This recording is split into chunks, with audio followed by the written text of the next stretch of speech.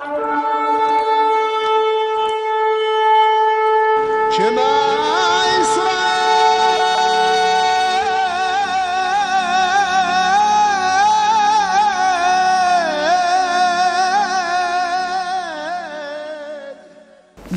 de destinée. C'est une joie pour moi aujourd'hui de venir partager ce thème. Ce thème, je l'ai reçu une nuit, j'étais à Cotonou au Bénin. C'était un dimanche 23 août 2009 et en pleine nuit, le Saint-Esprit m'a réveillé. Il m'a réveillé pour me faire comprendre que pour accomplir sa destinée sur cette terre. Bien-aimés, comprenez, je dirais toujours destinée, je ne dirais pas destin. Dans la Bible, on ne parle pas de destin. Le destin relève du hasard, mais le Dieu que nous adorons n'est pas dans le hasard. Comme dirait un de mes fils, Dieu n'a pas un plan B, il n'a qu'un plan A. Même si on s'est détourné, il a toujours le pouvoir de nous ramener sur les rails, sur ce plan A. Et donc, dans cette nuit, effectivement, comme je le dis, le Saint-Esprit m'a dit, est-ce que tu sais que sur cette terre, pour accomplir ce que moi j'ai prévu, moi Dieu, tu devras mener une guerre que je définirai comme une guerre de destinée. Bien-aimé, il y a un passage que j'aimerais lire dans le livre de Nombres où tu vas comprendre que les guerres de destinée sont des guerres de l'Éternel. Ce sont des guerres justes. Parce que ce ne sont pas des guerres pour déposséder quelqu'un de ce qu'il a eu. Ce ne sont pas des guerres pour, je pourrais dire, faire du mal. Ce sont des guerres pour rentrer dans ce que Dieu a prévu pour sa vie. Ce sont des guerres pour rentrer dans le plan que Dieu a pour sa vie. Et c'est important que dans notre génération, on puisse le comprendre. On puisse comprendre que si tu es ignorant que ce monde dans lequel on vit est en guerre, alors tu es déjà vaincu. Mais si tu comprends qu'on est en guerre, souvent ne dit-on pas qu'on est dans une jungle. Ok, oui, mais comment mener cette guerre? Et donc dans ce passage que je vais te lire dans le livre de Nombres au chapitre 21, il est verset 14. C'est pourquoi il est parlé dans le livre des guerres de l'Éternel, de Vaheb en Soufa et de ses torrents de l'Arnon. Le livre des guerres de l'Éternel. C'est-à-dire Israël a un livre ou bien a des livres pour répertorier les guerres. Jusqu'à aujourd'hui, on parle de l'armée d'Israël. L'armée d'Israël s'appelle Tsahal, une des armées les plus puissantes au monde. On parle du service secret d'Israël, le Mossad, un service secret qui peut rentrer même dans un pays, faire ce qu'ils ont à faire et partir. Bien-aimé, c'est cette mentalité-là que Dieu voudrait que toi et moi nous ayons. Voilà pourquoi je suis vraiment dans la joie que nous ayons cette émission Guerre de destinée. Parce que dans cette alliance, nous devons avoir cette mentalité. Cette mentalité qu'a Israël, cette mentalité que rien n'est impossible, cette mentalité que, comme ils disent, tu me fermes la porte, je passerai par la fenêtre. Tu fermes la fenêtre, je passerai par le toit. Pour dire que pour eux, le mot impossible n'existe pas. Il y a toujours une solution. Et donc, bien-aimé, dans ta génération, pour vraiment être un homme, une femme, un jeune, un vieux, qui va accomplir sa destinée, il faut que tu puisses comprendre l'art de la guerre selon la parole de Dieu. Il y a un livre que beaucoup de gens aiment lire, l'art de la guerre. Mais moi, je vais te dire que dans ce livre-là, cette Bible-là, il y a toutes les stratégies de guerre. Il y a toutes les stratégies de combat. Il faut simplement que tu acceptes que le Saint-Esprit vienne te conduire dans ta guerre de destinée. Et la guerre de destinée, avant d'accomplir la destinée, il faut d'abord savoir qui tu es. C'est une affaire d'abord donc de savoir qu'il y a une guerre de ton identité. Bien-aimé, ce monde dans lequel nous vivons veut qu'on ressemble à X, qu'on ressemble à Y. C'est-à-dire des clonages, on regarde sur les réseaux sociaux, je veux ressembler à tant, je veux ressembler à tant. Non, bien-aimé, tu es unique. Moi, j'ai 4 enfants, ils sont uniques. Chacun a un plan bien défini. Mais ce qui me réjouit avec ce Dieu, je sais que chacun est appelé à briller dans sa génération. Le Dieu que je te présente, ce Dieu de l'Alliance, ce Dieu d'Israël, il a donné à Israël des 12 tribus. Mais chaque tribu a sa particularité. Chaque tribu a son identité. Et chaque tribu est puissante dans sa particularité, dans son identité. Il y a un psaume que j'aime beaucoup, le psaume 68 au verset 29a. Il dit, ton Dieu ordonne que tu sois puissant. Bien-aimés, on n'est pas sur cette terre pour être juste des gens qui sont là, oh, vraiment, pardon, s'il vous plaît, en train de mendier. Non, on est sur cette terre pour rentrer dans ce que Jésus a dit. Tout est accompli. Tout est accompli pour que ce que Dieu a prévu que tu deviennes. Je n'ai pas dit ce que toi tu veux devenir. Parce que souvent, on est là, on se fait nous-mêmes nos propres programmes, on se fait nous-mêmes nos propres plans. Mais dans la guerre de destinée, c'est le plan de Dieu qui doit être ta priorité. Dans la guerre de destinée, c'est ce que Dieu a programmé. Et il ne faut pas avoir peur de dire, Seigneur, je veux être celui que tu as prévu. Parce que Dieu n'est pas dans la médiocrité. Dieu n'est pas dans la petitesse. Ce que Dieu a prévu que tu sois te dépassera toi-même si tu lui fais confiance. Ce que Dieu a prévu que tu sois sera tellement plus grand que ce que toi tu avais prévu. Si tu le laisses, que tu seras vraiment, je pourrais dire, la personne la plus heureuse si tu le laisses agir. Regarde dans la parole de Dieu. Tout le monde connaît le roi David. Quel peuple ne connaît pas l'histoire de David contre Goliath? Mais David n'était qu'un simple berger. David était le 8e garçon dans sa famille. Quand on est venu pour l'onction d'huile, même son propre père l'a oublié. Son propre père même l'a considéré comme le petit boy de la famille. Mais Dieu qui dans les cieux avait prévu qu'il soit l'un des plus grands rois d'Israël. Dieu qui a prévu que même dans ce temps moderne, on continue de parler de David. Dieu a permis que l'onction qu'il devait recevoir, il la reçoive. Dans la guerre de destinée, tu recevras l'onction que tu dois recevoir pour accomplir ta destinée. Nous ne sommes pas sur cette terre juste en villégiature. Nous ne sommes pas en tourisme. Nous sommes là pour un but.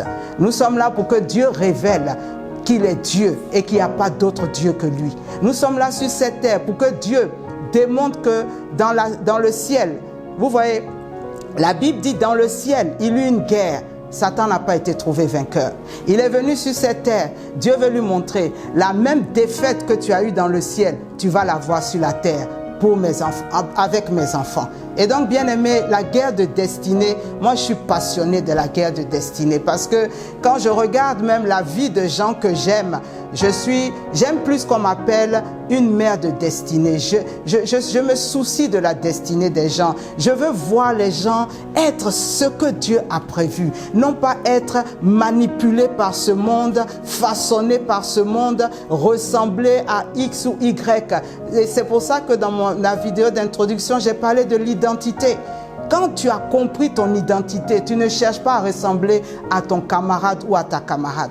Quand tu as compris ton identité, tu cherches simplement à marcher, à courir dans ta course, dans ta ligne. Quand on regarde les Jeux Olympiques ou quand on regarde les athlètes, chacun court dans sa ligne. Si tu sors de ta ligne, que tu vas dans l'autre ligne, tu es disqualifié. Bien aimé, ne sois pas disqualifié. Ne sois pas disqualifié en voulant être quelqu'un d'autre. Dieu a un plan pour toi.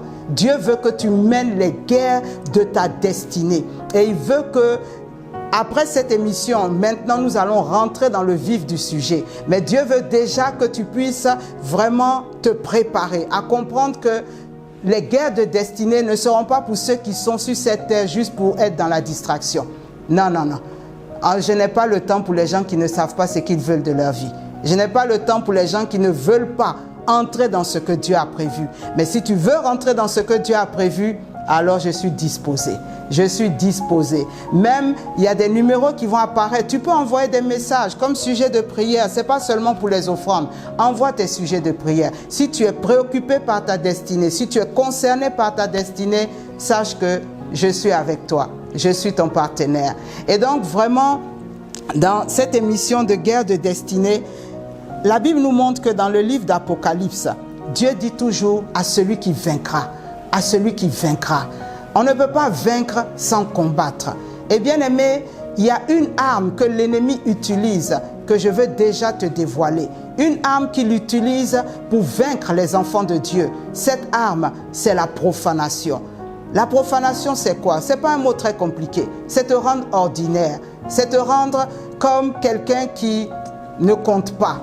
Bien-aimé, en tant qu'enfant de Dieu, tu n'es pas quelqu'un qui ne compte pas. Ce n'est pas une affaire d'argent. Il dit dans le livre d'Apocalypse, à ceux qui se croient riches, tu te crois riche, mais à mes yeux, tu es pauvre. Parce que tu ne peux pas voir comme je vois. Tu ne peux pas comprendre les mystères de Dieu. Bien-aimé, à partir du moment où tu comprends les mystères de Dieu, c'est une richesse. Et donc, Dieu voudrait que toi et moi, nous puissions vraiment nous préparer à mener ensemble les guerres de destinée. Et dans les guerres de destinée, il y a une stratégie de guerre, de combat qui est simple et dans laquelle nous sommes rentrés il y a 3 semaines. Honorer le calendrier de Dieu, c'est une stratégie de guerre. Parce que sur cette terre, la Bible dit que depuis que l'ennemi est descendu sur cette terre, sachant qu'il lui reste peu de temps, animé d'une grande colère, il est venu pour falsifier ce qui peut donner aux enfants de Dieu d'avoir autorité. Et la Bible nous parle justement de cet homme dans le livre de Rois, on mettra la référence, Jéroboam, qui est venu instituer ses propres fêtes, est venu instituer son propre calendrier de célébration. Bien-aimé, dans cette célébration que nous avons faite, ne pense pas qu'on s'est mis juste là pour s'amuser, pour célébrer Rosh Hashanah, on s'est mis juste là pour célébrer Yom Kippour et puis Sukkot. Non, on a mené une guerre spirituelle contre les manipulateurs du temps.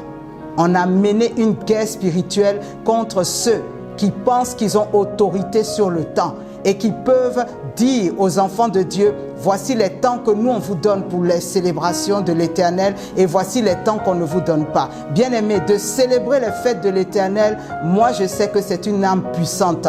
J'ai célébré ces fêtes depuis des années et je suis convaincu que ces fêtes-là font partie de mes stratégies de victoire. Et donc, guerre de destinée, nous allons ensemble rentrer dans le tout est accompli. Quand Jésus a dit tout est accompli à Golgotha, il était en train de pousser un cri de victoire. Il était en train de dire, tu mèneras tes batailles, mais dans une victoire qui a déjà été acquise. Mais tout simplement, il faut que tu connaisses les stratégies. Il faut que tu saches qui est ton ennemi.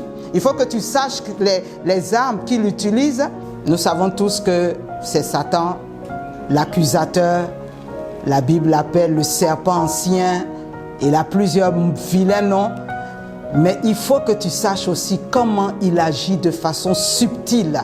Et aujourd'hui, une des subtilités de l'ennemi, c'est d'emmener le peuple de Dieu, que toi et moi nous sommes, à être un peuple ordinaire. Un peuple qui est comme tous les autres peuples. On va à l'église, on a nos grosses Bibles en main, on parle de Jésus à tout bout de champ. Mais le diable sait qui est un consacré à l'Éternel et qui est un profane. Et donc, dans cette émission Guerre de destinée, l'un des thèmes vraiment principaux que nous allons étudier, c'est la consécration à l'Éternel. Consécration à l'Éternel veut dire que quoi? Bien que tu vives dans un quartier X ou Y, quand Dieu doit regarder dans ce quartier, il doit pouvoir dire, cet homme, cette femme est entièrement à moi. Cet homme, cette femme, c'est ma propriété. On n'entre pas dans sa maison, on ne touche pas à sa vie, on ne touche pas à ses enfants. Et quand on touche à ses enfants, c'est une erreur parce que là, le retour sera terrible. Donc, bien aimé, vraiment, guerre de destinée, ça sera un moment passionnant.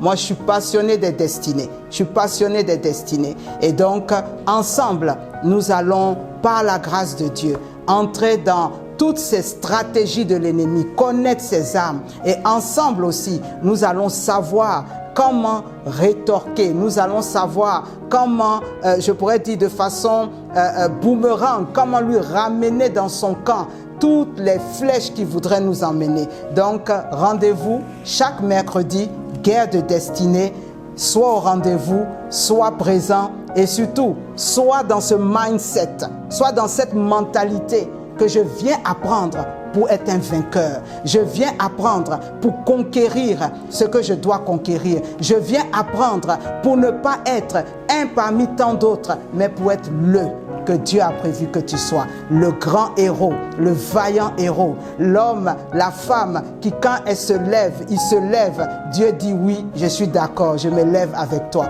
La Bible les appelle les héros de la colère de Dieu. Que Dieu te donne d'être un de ces héros, une de ces héroïnes. À très bientôt pour Guerre de destinée où nous allons maintenant rentrer plus en profondeur. Mais j'ose croire que ça t'a déjà montré que ça sera du bon. Shalom, shalom, je t'aime. Kadima Leraïm.